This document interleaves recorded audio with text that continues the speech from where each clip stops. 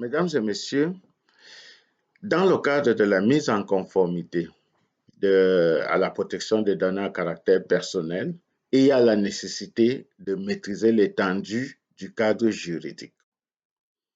Le cadre juridique, à notre sens, tient à deux points. Il y a donc la réalité territoriale de la loi et il y a la réalité technique de la loi. Je m'appelle Laurent Fabrice Zengue, je suis Data Privacy Manager, spécialiste du management et de la protection des données, spécialiste du droit et certainement du droit du numérique et des affaires internationales. Premièrement, la connaissance de la réalité territoriale de la loi est scindée en deux.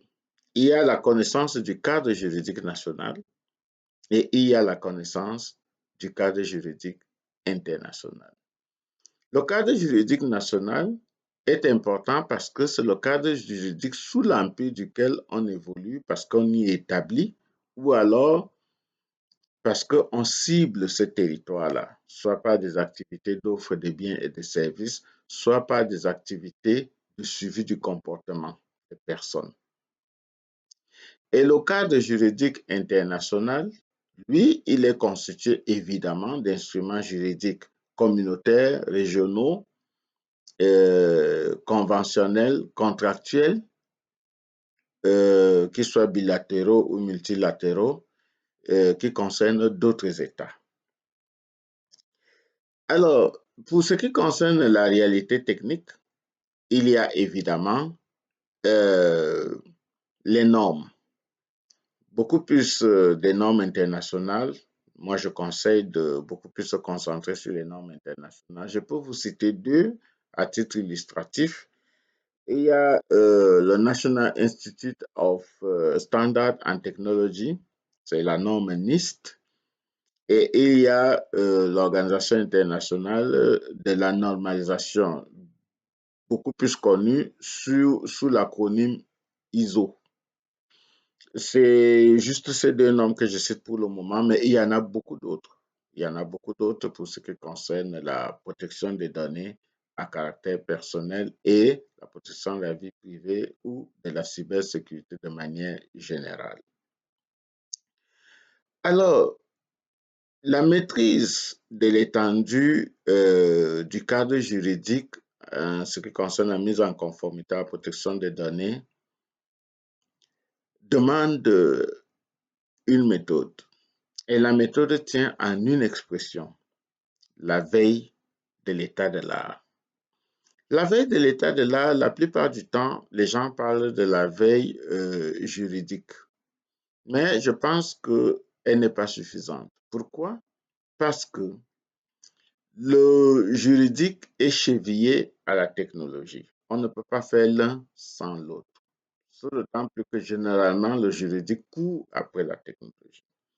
Donc, il faut organiser l'état de veille de l'art et donc faire l'état de veille juridique et faire l'état de veille technologique.